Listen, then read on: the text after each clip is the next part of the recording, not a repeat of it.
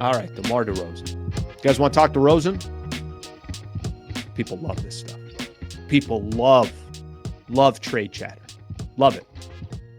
And I do too. It's fun. It's a fun conversation. We are, none of that stuff really starts till you get to about December 15th. December 15th is when any players that signed in the summer now can get traded as well. So basically the whole league is wide open unless you have unless you have a no trade clause. There's some teams right now. Let me kind of set this all up and then we'll talk DeRozan. Okay.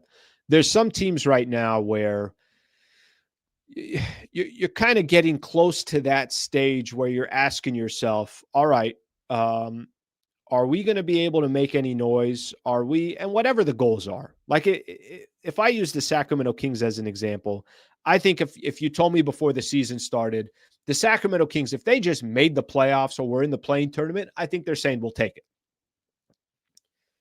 Certain teams right now, you're getting close to that 20-game mark where you have a good idea of who you are as a franchise, who you are as a team, and what direction should you go from here. I always remember Rob Pelinka talking about this. Pelinka always says, we need 20, 25 games to know what we are. So there was a presser before the season started. It was Rob Pelinka and JJ Redick, and people are trying to ask, hey, what do you think you need here? What do you think this? Give me 20, 25 games. Most teams around the NBA are close to about 15 games. The Sacramento Kings are at 14 games. They're 3-11. They lost 6 games in a row. And I don't know if Doug Christie is going to make it through the regular season. I have no idea. I know that roster is wildly flawed. It doesn't make any sense. You got a lot of guys that used to be good. And the questions are going to start coming up. Will they start trading some of these players? So, and by the way, they're not the only team. Now you're starting to ask, there's a reason why you guys say, Slee, what about Herb Jones? You know who you guys are, the names you're bringing up? You're bringing up shitty teams that got off to an awful start. And the question is, will they become sellers? Will the Clippers become sellers? Will the Mavs become sellers? Will the Memphis Grizzlies become sellers? Will the Pelicans become sellers? That's the fair question. And the Kings kind of fall into this, obviously into the same category. All right, let me tell you why this is a topic right now. DeMar DeRozan. There's a couple different stories out here. Lakers urged to pursue 6-time All-Star from struggling West squad. Again, these are just articles out there. People have their opinion. They're trying to give their thoughts on what players the Lakers should go after. And there was somebody specifically, Clutch Points, Rohan Brumbat, if I said it correctly. And he had said something to the effect, and I know other people started chiming in and everything else. It almost feels too perfect, but the Lakers are undeniably the most logical destination for DeMar DeRozan. There was a time that I wanted to see DeMar DeRozan be a Los Angeles Laker. There's a time where I thought DeMar DeRozan his skill set would be advantageous to the Lakers. There's been a couple different times. And for whatever reason, the Lakers either didn't pursue a trade, even though DeMar DeRozan has publicly said he wanted to be a Laker. It's all about timing. And I think there was a time in DeMar DeRozan's career where it made sense for the Lakers to try to pursue him. I don't think this is one of those times. If you tell me what the Lakers need, let me just kind of give you, just right off the top of my head, let me kind of paint the picture of, if you said, what kind of player do the Lakers need? I would tell you, man, I'd love a two-way player in the league that is, let me give you a perfect age too, is like between 26 and 30, maybe 25 and 30, if you want to say that, 30 being the oldest, but maybe somewhere in that 27, 28 range. Again, I'm just creating something. A 6'6" guy that can hit some threes, is a threat from the three-point line, also plays defense, has a little bit of a playoff experience, but most importantly, can play both sides of the ball. And I think this is probably the most important thing. Whoever the hell you're trading for at this point, well, who are you trying to match that player with? Do you want to match that player you trade for with there isn't really even another option. There's only one. You only want to make a trade for a player that you feel like is the right fit for Luka, and then if you also want to throw in Austin Reeves because you're assuming Austin Reeves is going to be here as well. That's what I'm trading for. Tell me how DeMar DeRozan fits any of that. He's 36 years old. Yes, he's on an expiring contract. I don't think the Lakers should be making any moves that don't have long-term play into them as well. And it's your definition to what you want long-term to me. For me, long-term is 2 to 4 years, something like that. If you're going to go trade for a player, you also want that player to be a part of your roster next season as well. Tell me how DeMar DeRozan fits any of that. Can he get you some buckets? Sure. Does he have a good mid-range game? Absolutely. But this ain't the DeMar DeRozan from 2020, 2021, 2022. It's not that DeMar DeRozan. And as he sits here, age-wise, and I'm not even telling you that DeMar DeRozan is going to cost you a lot. That's not the point that I'm trying to make. But I have a very difficult time understanding how, off of the quotes here, DeRozan would just be a perfect fit for the Lakers. Maybe it's just because you don't have to give up a lot for him. I think in this trade scenario, they had the Lakers giving up Vando and a pick. Yeah, I'm good. I'd rather pursue somebody else that I felt like, number one, can be more of an impact on the defensive side.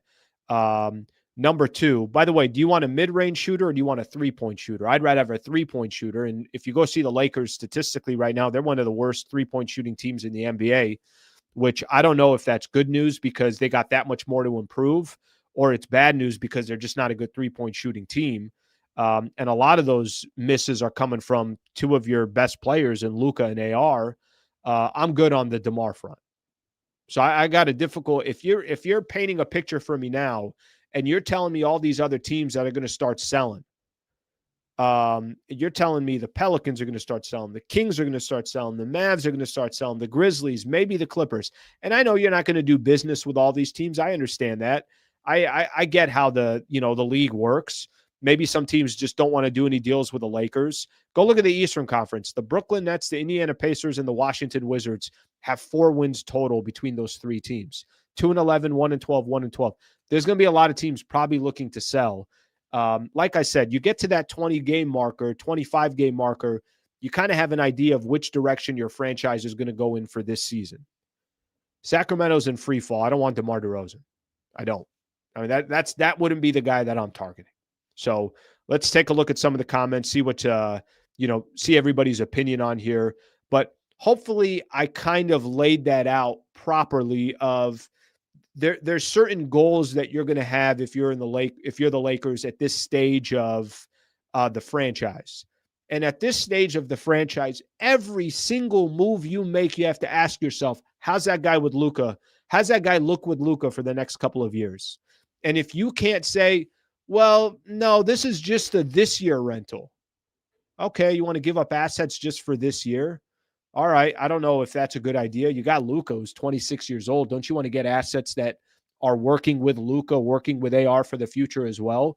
And I don't think a 36-year-old is the answer.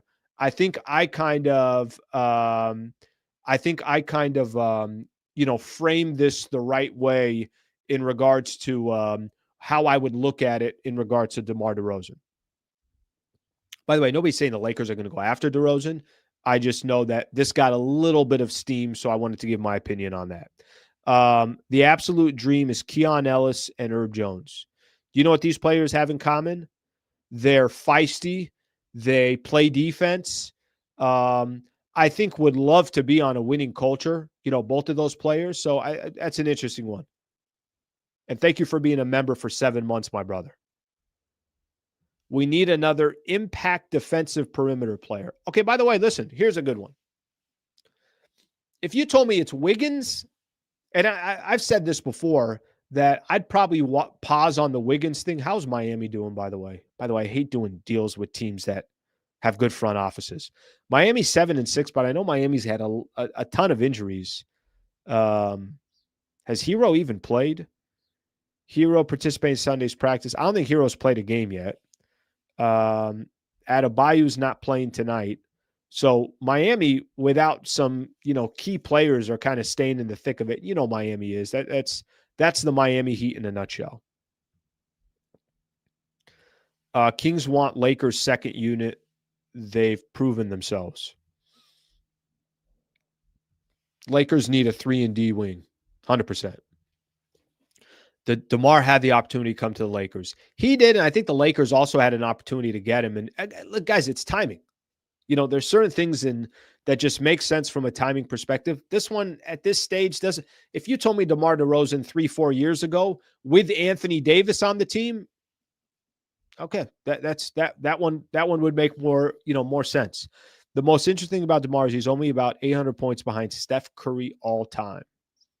I'm not telling you that he's not a really, really good player, but what I'm telling you is that time is kind of over. Where the Lakers still want Sabonis.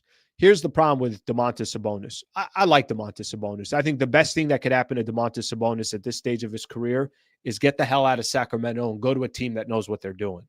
I don't think the Domantas Sabonis will cost, and he should cost a lot, number one. And number two, Sacramento ain't trading him to the Lakers.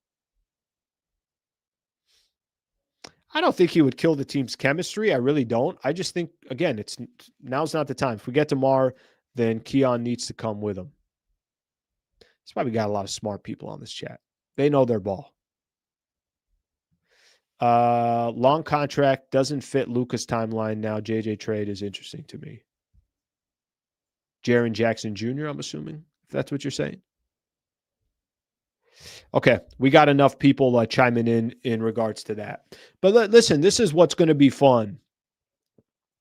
This is what I think will be fun. DeMar on a buyout after a trade is fine. Trading for DeMar is simply too old. Yeah, by the way, I mean, okay, yeah, it's a buyout and it's a temporary thing and you gave up no assets for it. All right. I mean, he won't hurt you. Let's put it that way. But I'm not trading assets for DeMar DeRozan. Here's a good thing. Here's the one thing that I will say. This time of the year, we're getting close to it where these names are going to start circulating, that teams are going to start throwing out like, I wonder what we can get from this guy. Because I think in the next 2 weeks, here's what's going to be determined. What teams are like, we got to go into a fire sale. And whatever those teams are, you're going to have other teams in the Western Conference hunting for those players. You're going to have other teams in the East that say, man, if we can just get our hands on that player, I'm not telling you it's going to be cheap, but I'm telling you that if you can get the right player, then you pay for it. I don't think DeMar DeRozan's the right player. Thank you very much for watching the clip. Just want to give a shout out here to one of our partners, the Wallace Firm. They are official injury attorney of the Sliwa Show and Hoops Talk, the entire channel. If you are ever in a need, and I hope you're not, but some type of serious injury with yourself or a family member of yours, I would like to personally help you by introducing you to the best in the business, Brad Wallace and the Wallace Firm. Also got a URL out here that you can use as well. Just go to wallacewins.com/Sliwa. Thank you for their partnership, and thank you for being a part of the Sliwa Show.